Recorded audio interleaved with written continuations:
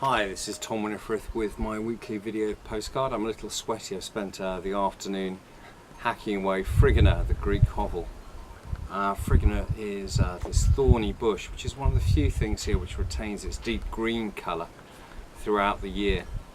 But now there is less and less deep green, and there's huge piles of the stuff which my good wife has raked up, and I have raked up over the past couple of weeks.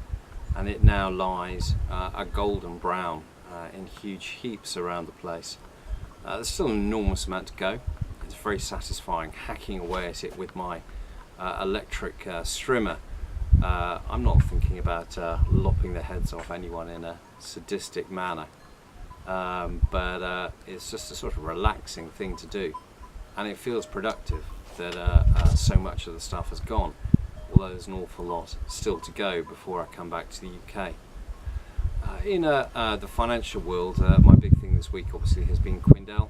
I think I've now established quite conclusively, thanks to its amateurish and botched attempts to put me right on a few other points, that the company did overstate its accounts in 2011, overstated its profits and its asset position by hiding its legal costs with a bogus acquisition. That is accounting fraud. I'm now quite happy to say that Quindel has committed accounting fraud, and so has Rob Terry, and really it is see you in court bitches. I think it could get a lot worse. Its failure to disclose who was the 41% customer is telling. I'm almost certain it's TMC Southern. If it is, that's an undeclared related party transaction, accounting fraud. And since TMC was only able to fund any business it did with Quindel because it was given shares in Quindel, which it then flogged despite being on a lock-in, I think that really is game, set and match for me. I'm sure it'll all come out in disclosure, but I do think that the British regulators are pathetic. If this was in the United States, the SEC would have suspended Quindel by now and sent in a firm of accountants to nail these issues once and for all.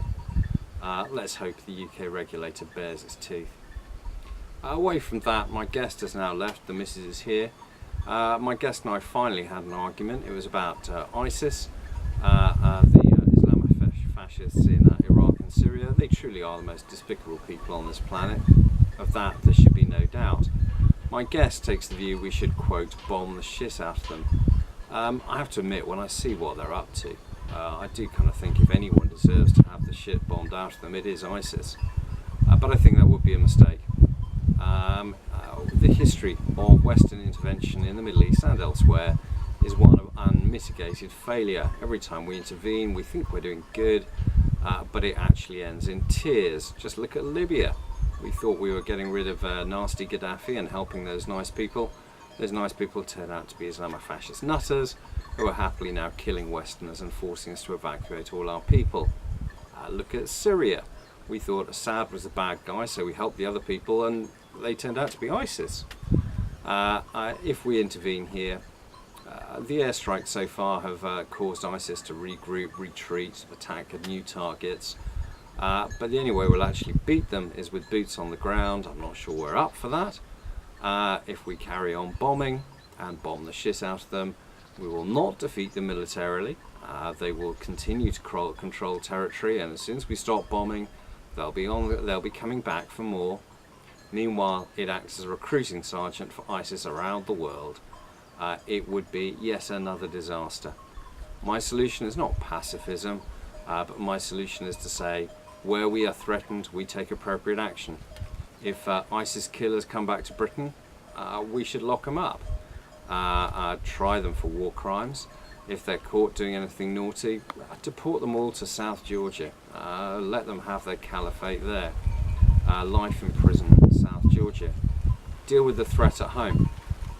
But we should show we're better than war criminals, so we should have put Blair and Bush on trial. We still should for Iraq, and we should not intervene. If the people of Iraq want to kill each other, people of Syria want to kill each other, I'm afraid we just have to let them do it. It's now about to tip down with rain. I'll be back with another video postcard in a week's time. See you then.